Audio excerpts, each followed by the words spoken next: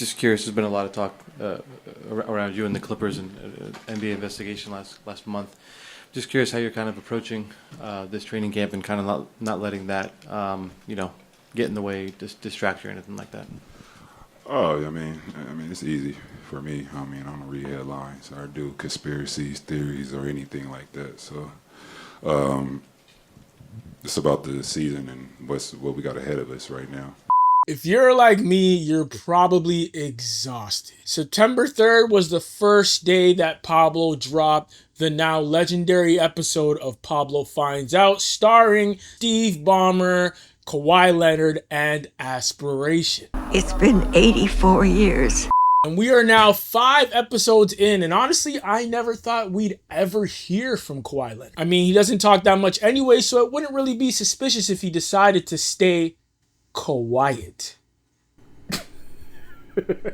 Sidebar, if you were to ever bet on an NBA player to not snitch, it would be Kawhi Leonard. That man could sell courses on stoicism. However, Kawhi actually spoke to the people, and the 2 reporters basically tackled the suspect on some good cop, bad cop shit. Do you have any reaction or statement regarding some of the things that have been alleged over the last month? No. I mean, the NBA is going to do their job. None of us did no wrongdoing. That's it. So the first reporter that you hear, his name is Tomar Azarli. He's an NBA writer for Clutch Points, and this guy sounded soft as baby shit. I don't know the guy, but his voice was quivering. And of course, Kawhi just answered the question in Steve Ballmer fashion. None of us did no wrongdoing. I don't know. I really don't know. Luckily, Tomar and Clutch Points were not the only people asking Kawhi questions on Media Day. What is your understanding of the endorsement deal that you had with the company that's being talked about, Aspiration, and did you perform any services for them? When you say understanding, what do you mean? You can't see who's asking these questions, but this is Ramona Shelburne, NBA insider for ESPN. Yeah, this is the same woman who did the first and only Steve Ballmer interview when this whole Aspiration case popped off. And for me, it felt like she took it way too easy on Ballmer in that interview. It felt like they were just doing it for the optics of it all. However, the way she got at Kawhi. When you say understanding, what do you mean? Like of the contract you signed and how much money you were to receive, what you were supposed to perform for those services. I understand that full contract and the services that I had to do. Like I said, I don't deal with the conspiracies or the clickbait analysts or journalism that's going on. This shit felt like an interrogation. That's what it is. Well, I think the allegation was that you didn't perform any services for them. Is that accurate, or did you do things for them? I don't think it's accurate, but it's old. This is all new to you guys. The company went bankrupt a while ago, so. Now, if you don't think Kawhi is stressed while trying to answer these questions, you are not paying attention to the signs.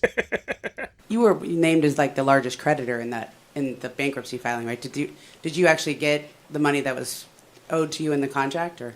No, but the company went belly up. It was fraud, as everybody knows. If you want any more questions or more details about that company, you can either ask the owner or whoever else is involved in the fraud that went on. Right. I think they said they owed you $7 million or something, right? I'm not sure. I gotta look back at the books, but no, it's more than that for sure.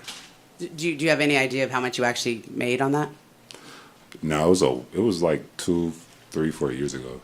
Obviously, Kawhi wasn't going to break down. I mean, he's not a rookie. But I did not expect Ramona to hold his feet to the fire like that. I got a newfound respect for this woman. But of course, Captain Save-A-Ho, Mark Cuban, is still running on the campaign trail. I thought billionaires were busy, but Mark Cuban last night tweeted, "Pablo, you have become a great podcast entertainer, great acting skills. But in terms of getting to the real, not so much." Number two.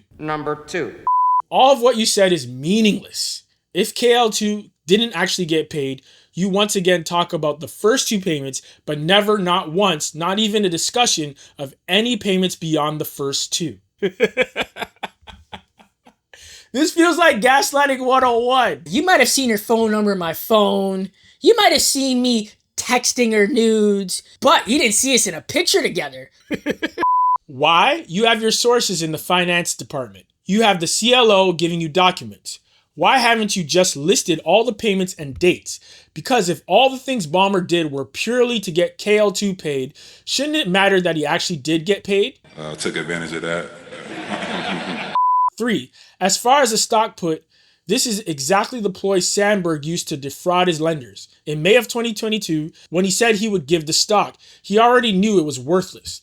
And if you ever had any real business people on the pod, they would tell you that the put is worthless if the counterparty is broke or doesn't have resources. The last counterparty Sandberg used is also going to jail. 4. You truly disrespect the other people who invested as late of November 24 and sued Sandberg and Aspiration and mentioned the CLO. Why no mention of the details in those lawsuits? 5. No mention at all of the new CEO, the rebranding to Cantona Climate, just to look at their posts, the people working there, and that included the former Aspiration CLO assisting them trying to live up to their mission and helping Sandberg raise more money from more than Ballmer after the investigations. Why?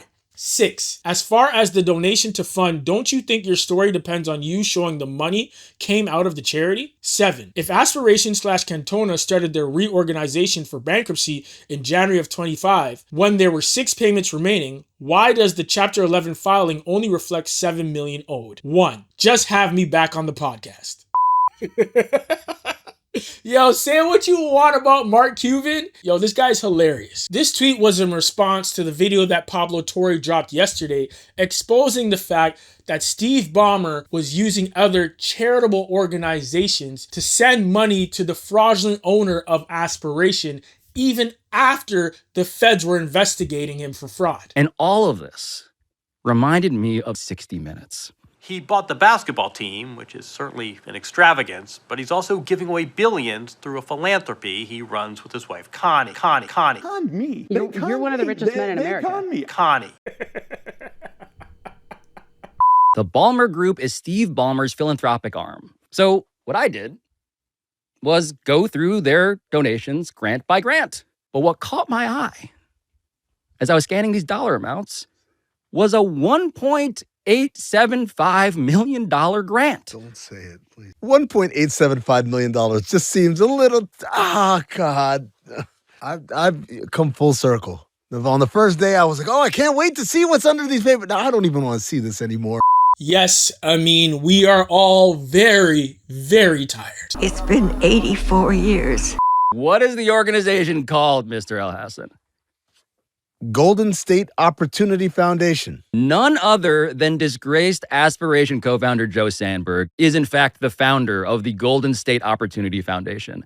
Last I checked, Sandberg, 46, agreed to plead guilty today, August 21st, after he was charged with 2 counts of wire fraud, the Department of Justice, DOJ, announced. He could face up to 20 years in federal prison on each count. Yo, this is exhausting, and it feels like it's going to be the longest marathon running along the NBA season. But as usual, y'all let me know what you think in the comments below.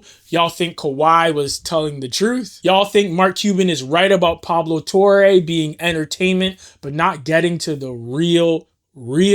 Y'all let me know what y'all think in the comments below. Please like, share, and subscribe.